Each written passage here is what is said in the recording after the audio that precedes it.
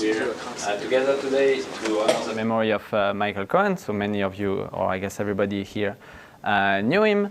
My personal goal for today is to really spread his ideas as far and wide as possible. In his short career, he really had many beautiful mathematical ideas with a lot of power for algorithms and also just to prove cool mathematical stuff.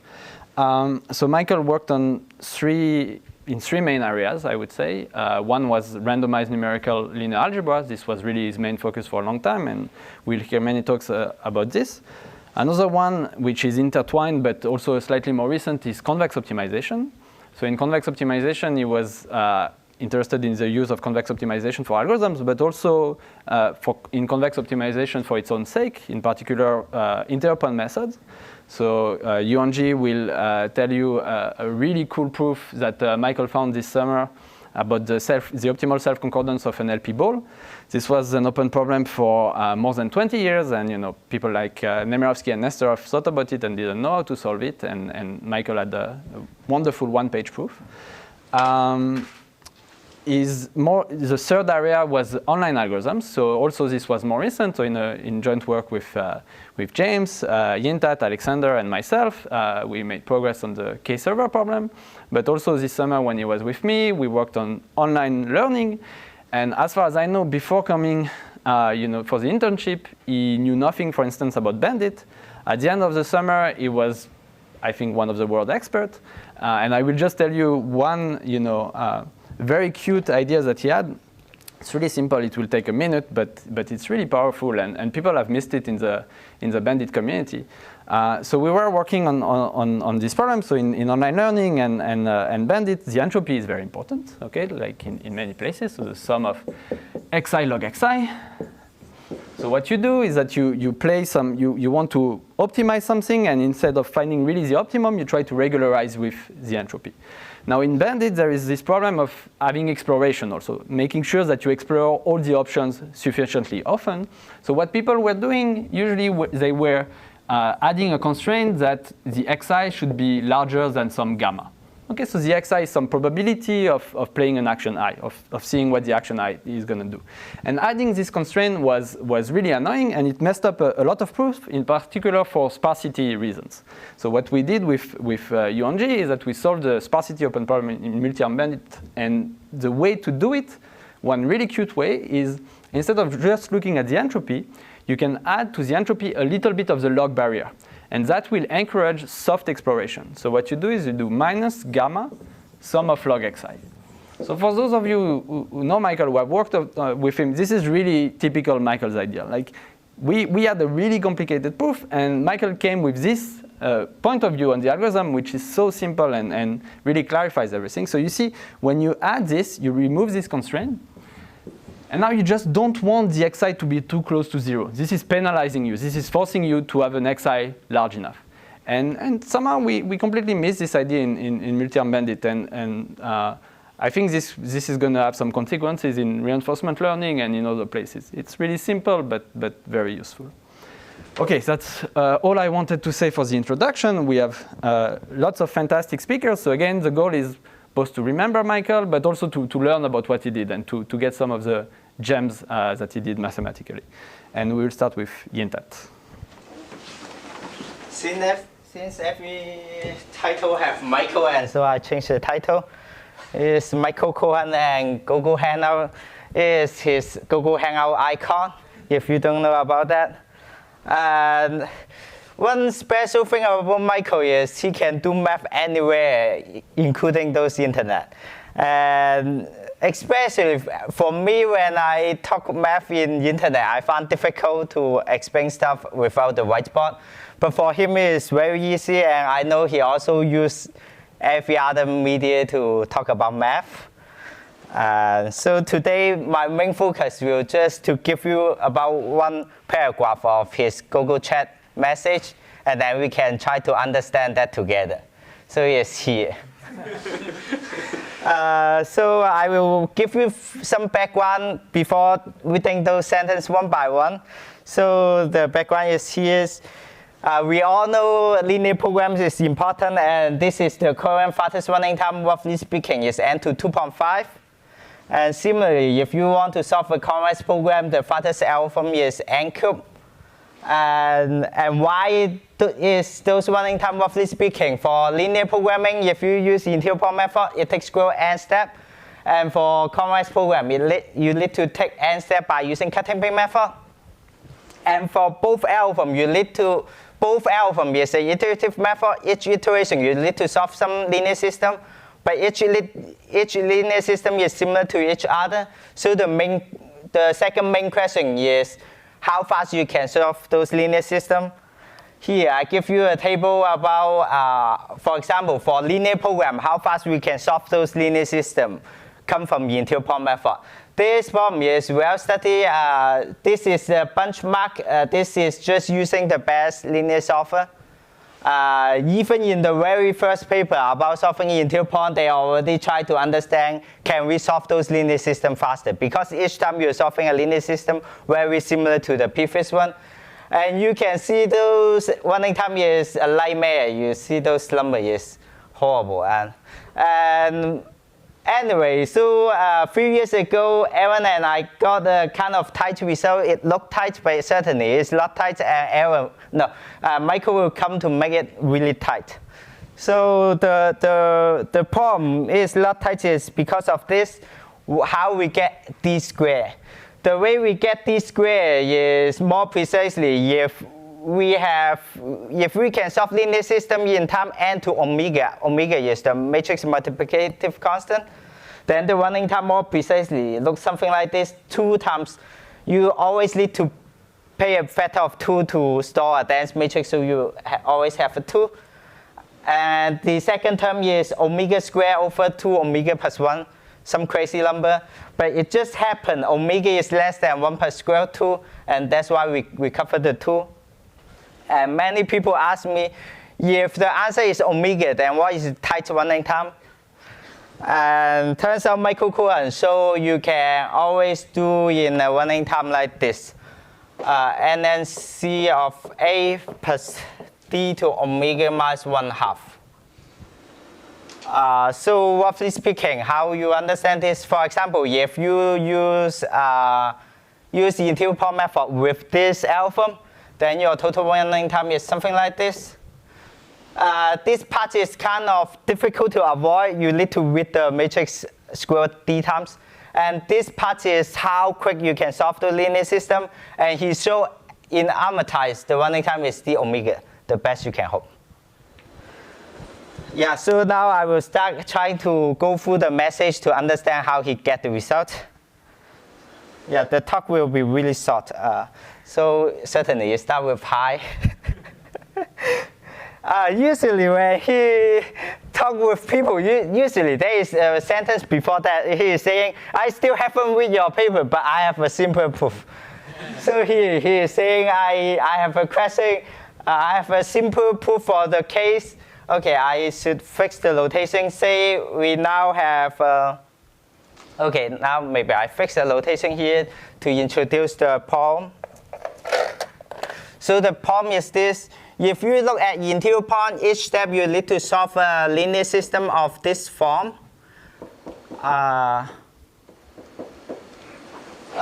Here, A is, say, let me use the same notation. He is using N and D. You have an N by D matrix, and W is a diagonal matrix.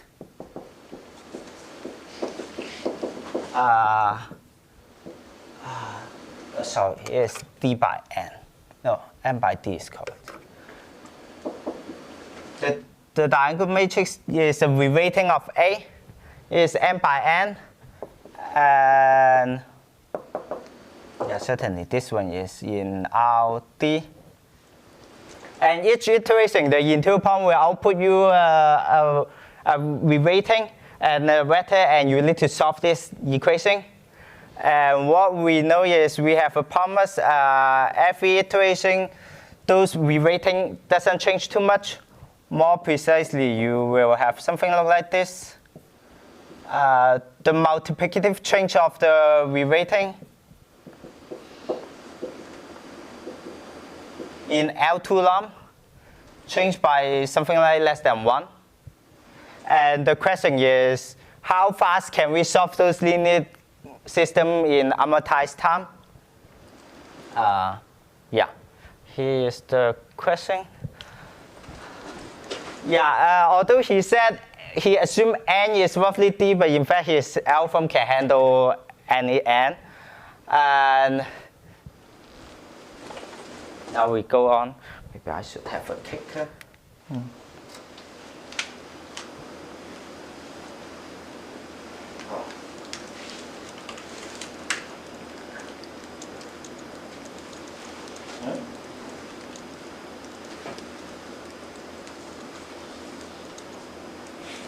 Any question for the setting? Yeah, I will go on. Yeah, basically, just to give you a rough idea, previously, people do something very complicated. Many of their algorithm is randomized, very, very complicated, and they didn't get the tight running time. As you can see in the table, those running time is super long, meaning the algorithm is super complicated. But his algorithm is very keen.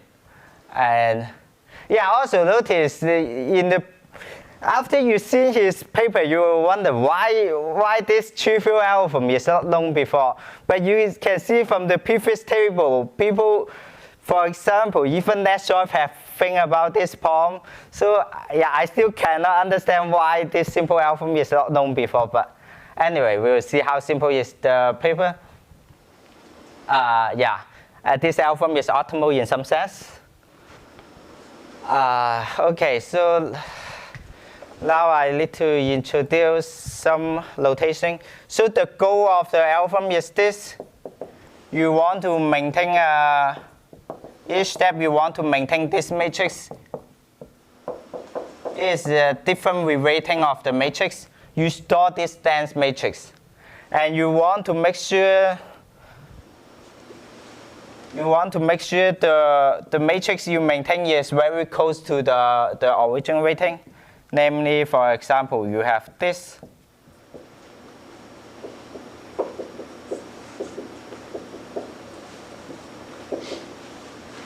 And suppose we are already given this matrix. Then to solve this linear system, you just need to run, say, precondition gradient descent using this matrix. Because you already stored this, if you have this, you can solve this in d squared time. So the main work to handle is this part. How can you maintain a matrix that is close to the original to the matrix you need to solve? And let's see. And he defined a notation. Xi is the. Let me see. Okay, one thing you want to measure is this. This is the ratio you want. The ratio is 1. And he defined this is the desirable update. You want to update the v by x. And the equivalence here is same as you want them to be less than half at all time. Yeah, we are almost done. It's just one sentence, the algorithm. Yeah, in fact, this is the whole algorithm here. So I have a lot of time to give the proof. But one thing I was super confused is somehow I found a proof slightly simpler than his proof. So one goal of this talk is to find a mistake of my little proof. Because usually his proof is the easiest one. So now I will give the algorithm.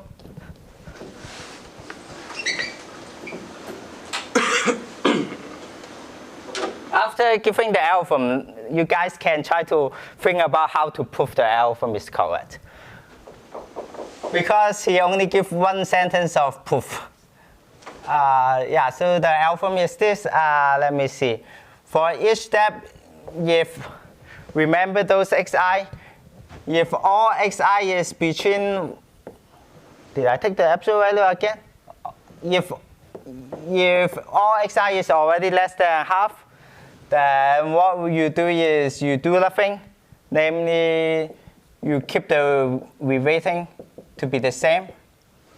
And you don't need to change the matrix. Otherwise, what you do is this. You look at all coordinates. If xi is larger than, say, 1/4, then you just change that to be what you really need. Otherwise, you just keep it. Now you need to, because for this case you update the V, so you need to update the matrix.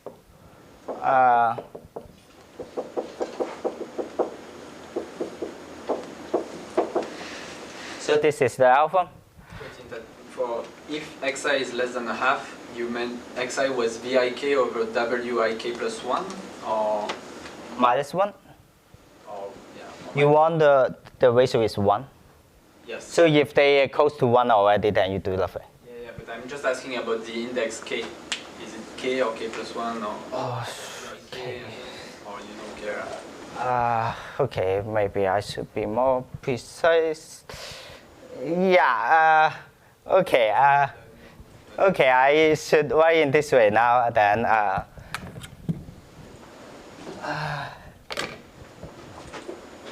Vik over Wik plus 1.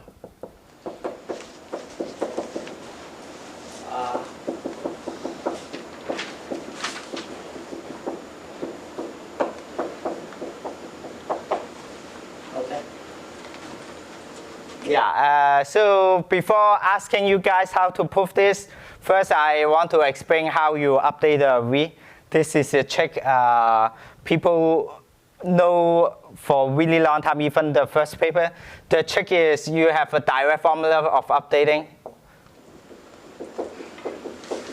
So you can always write down the notice, because you are only updating a field formula, so the matrix itself is only added by some low rank matrix. I call the rank is Rk, the number of coordinates you update. So it's m by Rk. So it turns out you have a direct formula of updating those. The inverse is just some formula. You can think this is look like a Gaussian elimination. The formula is a bit long, but anyways, I guess the precise formula is not very important. Yeah, the formula is too long to write. Yeah, maybe anyway, I am finishing here. Yeah, the key is how fast you can compute this formula. Remember, we already compute this. So also, we can compute this exactly by using this formula. And so the only term you need to compute is this 9. And the main difficult term is here. This matrix is m by n, and this is m by Rk. And the main bottleneck of implementing this algorithm is multiplying these two matrices. And here is symmetric, so you just transpose your outcome here. And then this is R by R matrix, so it's also easy to compute. So it turns out you can just use fast matrix multiplication. You will get the running time look like this. Omega minus 2. Say for this talk, I assume omega is 2.5. That is the bottleneck case. Then in that case, the running time is n squared Rk. So now the question is, why this algorithm? What is the total running time of this algorithm? Yeah, I asked him, wait. Yeah, this is the whole algorithm. And then I asked why. Anyone see the reason why? It's just one sentence.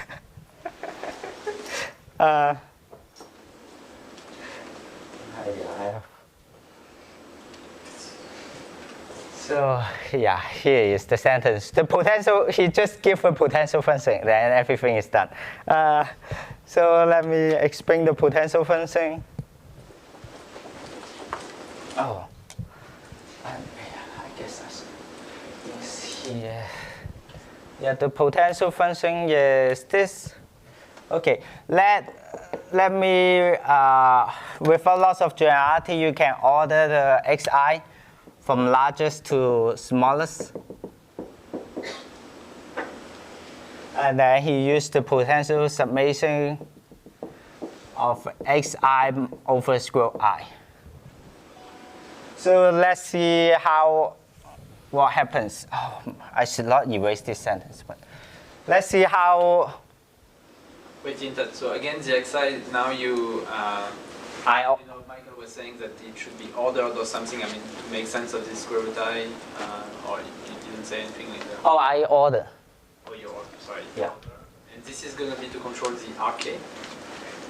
Yeah. Yeah. Yeah, for example, first we see every step how much you decrease the potential. Notice every step you are changing the matrix by rank out matrix, and for every change you update by at least something like 1/4. So every step you will decrease the potential by roughly square root RK, because you are summing up 1/4 from square root 1 to square root RK. So every step, the potential will decrease by roughly square root RK. And the cost of the algorithm is n squared square root RK. And the next thing to notice is when the adversary moves the weighting,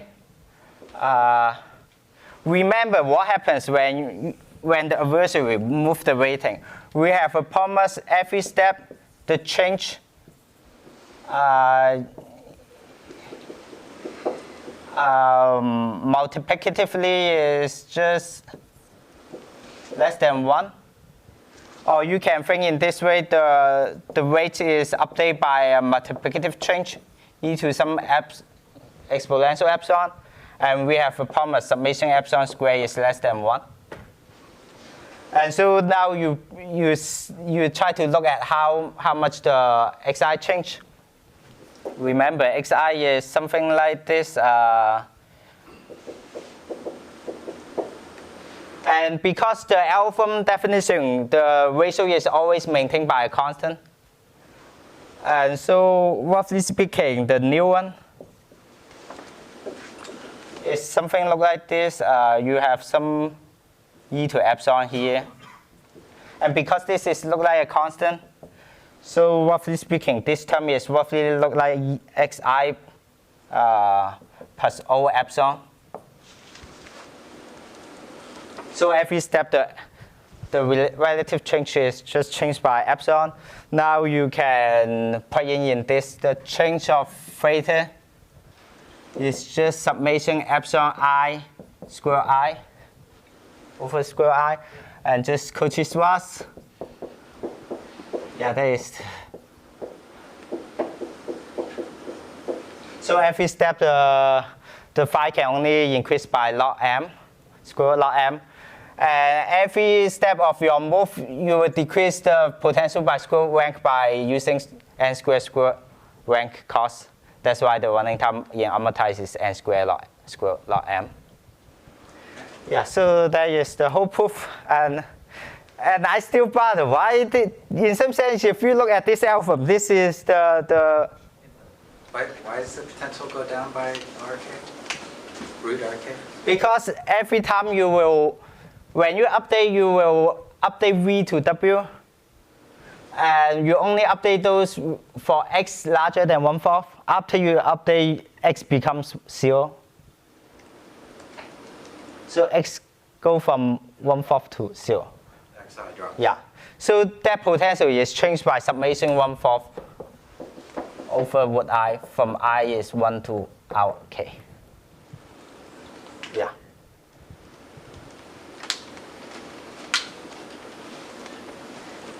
Yeah, I still bother why this is the simplest proof, and we struggle for that long and until he got the correct proof. Yeah, clearly this is the simplest proof. Is there any, like, did you manage to get from him the intuition how he came up with this I didn't know how. Yeah, I didn't ask him. Oh, in fact, at that time, I don't fully understand the proof. I just think, now you give me a proof potential, then probably I can prove it. I just understand yesterday night.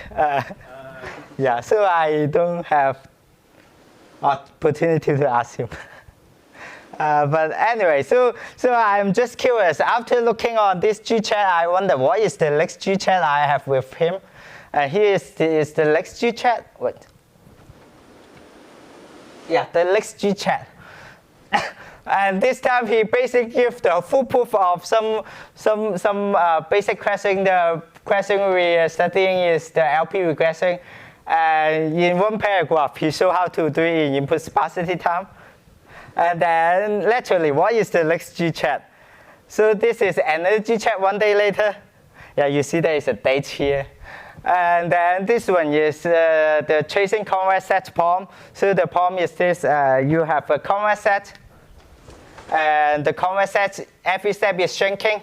And what you need to do is maintain a point inside the convex set, and you want to minimize the total movement of the alpha. And say you promise the original convex set have diameter 1, and you want to ask what is the total movement. And the previous best running time is something like d to the d. And then here, this paragraph is say d to the square. And then, yeah, usually I'm pretty bad. When it's time to sleep, I would just sleep. So I say, I sleep now, I hope to see O tilde d after wake up. And then here is O tilde d. And you can prove O tilde d is tight. Yeah, so this is all. Thank you.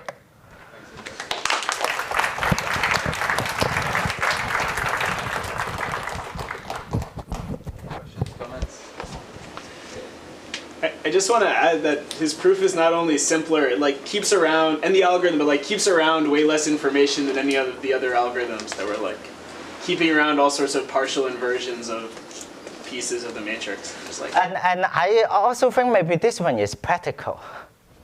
I mean, those previous one is so complicated, it is impossible to be practical. But this one maybe. Do you have any more G-chats? This will be his next publications. I think Aaron has more. I'll pay you some money for this. Yeah.